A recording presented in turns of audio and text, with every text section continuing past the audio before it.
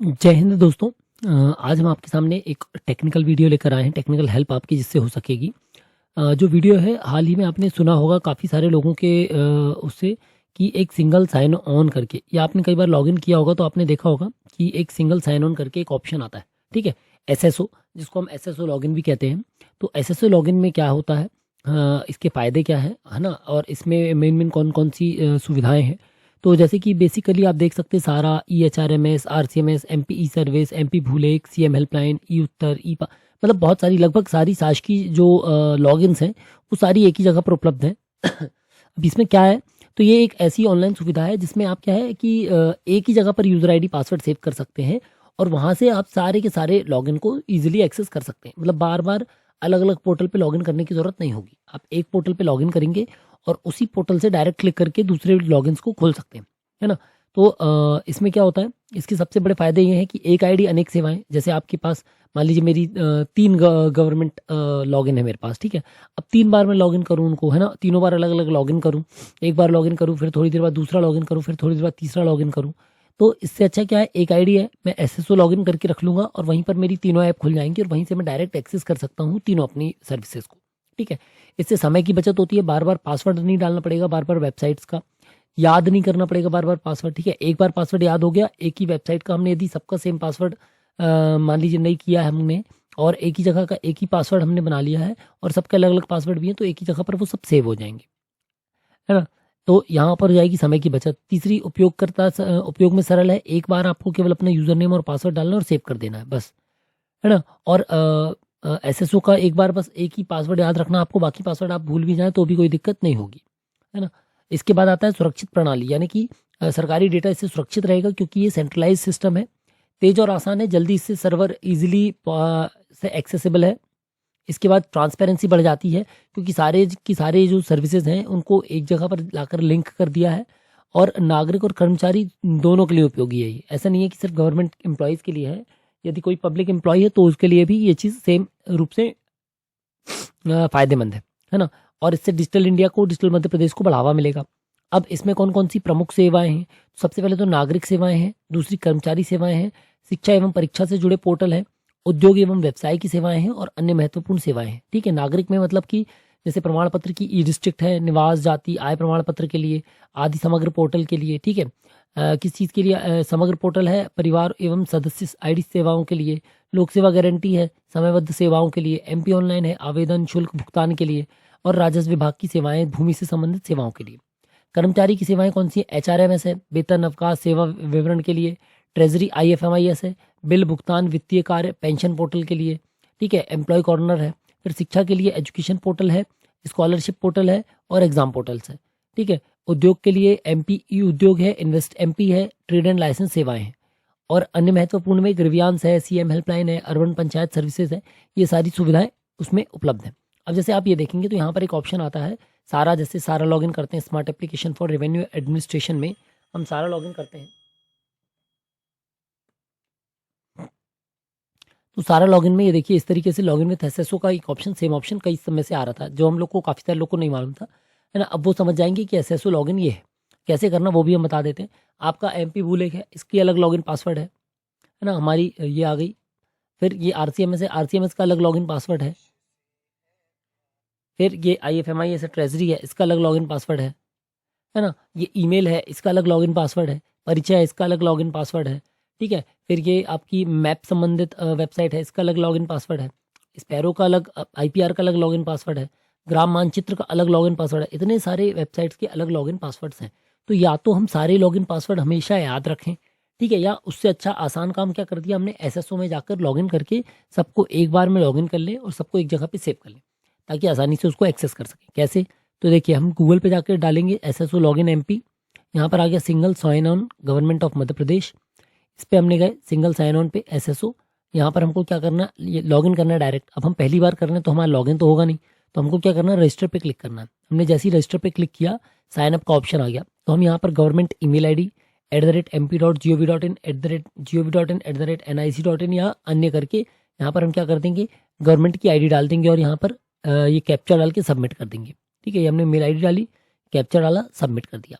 जैसे सबमिट किया, प्रोसेसिंग हुई और ये हमारा OTP के लिए मैसेज चला गया। तो हमको कहाँ जाकर चेक करना है? मेल के लिए, मेल वेरिफिकेशन के लिए ईमेल पे चेक करना है। ईमेल, साश की ईमेल कैसे एक्टिवेट करते हैं इसका वीडियो हमने डिस्क्रिप्शन पे डाला हुआ है, आप उसको देख सकते हैं, है ना। तो वहाँ से आपको ये मेल लॉगिन कर लेंगे हम, और मेल लॉगिन पे ये OTP आ जाएगा। इस OTP को हम कॉपी कर लेंगे। यहाँ पर हमने OTP जैसे ही डाला, ये इस तरीके की डिटेल आ गई। यहाँ पर full name, designation, mobile number और पासवर्ड क्रिएट करना है। तो हमने सबसे पहले फुल नेम, डेजिग्नेशन और वो डाला, मोबाइल नंबर डाला, ईमेल आ गई, SSO ID आ गई, पासवर्ड डाला, दोनों सेम पासवर्ड, ठीक है। पासवर्ड डाल के सबमिट कर दिया, प्रोसेसिंग हुई और ये हमारी ID क्रिएट हो गई और सामने विंडो हमारे खुल गया, ठीक है। यहाँ पर हमको क्या करना है? डिपार्टमेंट और डिस्ट्रिक्ट चुन लेना है। हमने डिपार्टमेंट चुन लिया, ये डिस्ट्रिक्ट चुन ली, ठीक है। और अपडेट डिटेल्स को सेव कर देना। तो ये मैसेज आ गया, प्रोफाइल सक्सेसफुली अपडेटेड। अब क्या करना है? मोबाइल नंबर को वेरीफाई करना है। तो ये नॉट वेरीफाइड लिखा था, इसको हम क्या करेंगे? रीसेंड मोबाइल OTP, ये OTP चला गया, यहाँ पर OTP लिखे, वेरीफाई पे क्लिक किया, ये देखिए नॉट वेरीफाइड से वेरीफाइड हो गया, ठीक है। ये नॉट वेरीफाइड था, ये वेरीफाइड हो गया। अपडेट मोबाइल किया हमने तो ये वेरीफाइड हो गया, अपडेट किया, अपडेट हो गया, ठीक है। अब आते हैं इस पर। तो यहाँ पर देखिए my profile, change password, settings, log out, full screen है।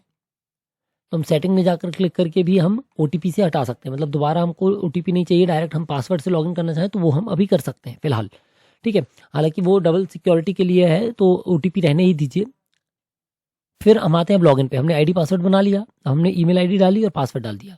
ईमेल ID और पासवर्ड डाल दिया जो अभी बनाया था हमने। साइन इन किया, साइन इन करने पर प्रोसेसिंग हुई इस तरीके से। फिर OTP किया, मोबाइल OTP डाल के सबमिट किया हमने। ये देखिए हमारा आ गया। अभी हमने पहली बार खोला है, तो अभी इसमें हमारी कोई भी एप्लीकेशन नहीं है। तो ये क्या बोल रहा है? Application not found, please click on below button for add new application. तो यहाँ से हम एड न्यू एप्लीकेशन कर देंगे, और बीच में हमको कभी भी देखना हमारी कितनी एप्लीकेशन है कितनी नहीं, तो हम डैशबोर्ड से जाकर उसको देख सकते हैं, ठीक है। तो ऐड एप्लीकेशन पे गए हम, ये देखिए एप्लीकेशन हमने टाइप की, तो हमारी खुद ही जैसे हमने सारा का SWS डाला, हमारा सारा पोर्टल ऑटोमेटिक आ गया। सारा पोर्टल डाला हमने, यहाँ पर सारा सिलेक्ट कर लिया। फिर यहाँ पर हम क्या डाल देंगे? ID पासवर्ड डाल देंगे, ठीक है। यूजर नेम और पासवर्ड डाला और एप्लीकेशन का एक टाइटल दे दिया, जिससे क्या है हम ऐप को डिस्टिंग्विश कर सकें, अलग कर सकें, है ना, इजीली। सबमिट कर दिया हमने, ये देखिए सबमिट किया तो ये डिटेल आ गई कि एप्लीकेशन नेम सारा पोर्टल है, लेवल ये है, क्रिएटेड डेट है और स्टेटस और एक्शन, ठीक है। ये एप्लीकेशन एडिट सक्सेसफुली, फिर ये आ गई सारा। अब जैसे हम इसको क्लिक करेंगे, मतलब अब हमने SSO लॉगिन कर ली, अब हमको क्या करना है? केवल हमको जब हम अगली बार लॉगिन करेंगे तो हमको यहाँ पर सारा दिखेगा, हम सारा पे क्लिक करेंगे, ये सारा की डायरेक्ट ये वाला पेज खुल जाएगा, ठीक है। तो हमको सारा का ID पासवर्ड नहीं लिखना पड़ेगा। अब हम क्या कर रहे हैं? एक एप्लीकेशन के लिए तो इतना करेंगे नहीं, एक एप्लीकेशन के लिए करना है तो हम SSO की जगह डायरेक्ट ऐप लॉगिन कर लेंगे। इसलिए हम क्या करें? मल्टीपल एप्लीकेशन को ऐड कर सकते हैं। यहाँ पर हम ऐड एप्लीकेशन पे गए, यहाँ पर हमने डिपार्टमेंट चुन लिया, ठीक है। डिपार्टमेंट में जाकर हमने 5 लॉगिन बना लिए। कौन कौन से? सारा पोर्टल का, MP बुलेट का, RCMS का, CM हेल्पलाइन का और EHRMS का, ठीक है। ये सारे हमने एप्लीकेशन को ऐड कर लिया, और बीच बीच में भी ऐड करते जा सकते हैं, क्योंकि बीच बीच में गवर्नमेंट सर्विसेज जो है वो ऐड हो रही हैं। अभी तो ये उसमें चल रहा है ना। तो इसमें बहुत सारी सर्विसेज को धीरे धीरे सारी सर्विसेज को मर्ज और लिंक किया जा रहा है। तो यहाँ से आप क्लिक करेंगे तो ऐड करके और ऐड कर जो जो होती जाएंगी उनको ऐड कर सकते हैं बाद में, ठीक है। तो अब हम क्या देख रहे हैं यहाँ पर? ये हमने देखा न्यू एप्लीकेशन, ऐड एप्लीकेशन में जैसे हम ये देखिए यहाँ पर हमने ऐड एप्लीकेशन में जाकर यहाँ पर या फिर ऐड पे यहाँ पर क्लिक करके ऐड एप्लीकेशन में गए, ये आ गया डिटेल, ठीक है। यहाँ पर हम इसको एडिट और अपडेट कर सकते हैं। अब इस तरीके से आप देख सकते हैं ये हमारी 5, हमने पहले एक दिखाई थी आपको, अब हमने 5 ऐप को, 5 जो हमारी सर्विसेज हैं उनको लिंक कर लिया है। 5 सर्विसेज को लिंक करने के बाद हम यहाँ पर जाकर मैनेज एप्लीकेशन से उनको व्यू भी कर सकते हैं। ये देखिए इस तरीके से दिख रही हैं, ठीक है। उनकी रिमोट एड्रेस दिख रहा है, मैक एड्रेस जिसको हम कहते हैं, एक्टिविटी टाइम क्या क्या हुआ था, यूजर एक्टिविटी पे क्लिक करने पे आता है, ठीक है। हमने यूजर एक्टिविटी पे क्लिक किया तो इस तरीके की डिटेल आ गई।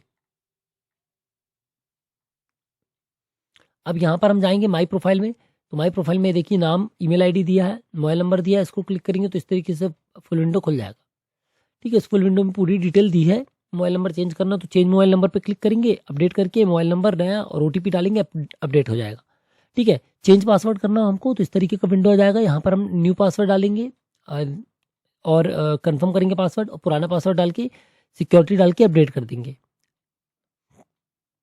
ठीक है। अब इसकी लिमिटेशन क्या है? सबसे इंपॉर्टेंट है कि साइबर सुरक्षा का जोखिम है। यदि किसी को आपकी SSO ID मिल गई गलत व्यक्ति को, ठीक है, और धोखे से अभी इसलिए OTP लगा दिया ताकि वो धोखा ना हो पाए।